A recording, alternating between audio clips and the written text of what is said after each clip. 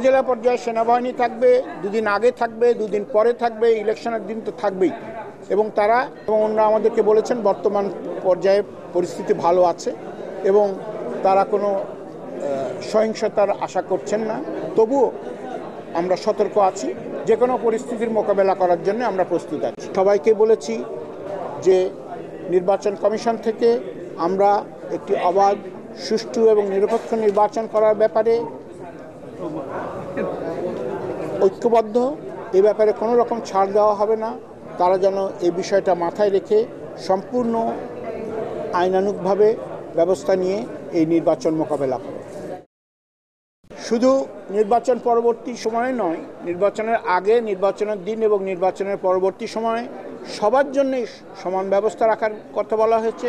তাছাড়াও বিশেষ করে সংখ্যালঘুদের জন্য বিশেষ করে ব্যবস্থা নিতে বলা হয়েছে, যাতে করে নির্ভয়ে তারা ভোট কেন্দ্রে আসতে পারেন এবং কোনো রকম প্রতিকূলতার মুখে তারা না পড়ে।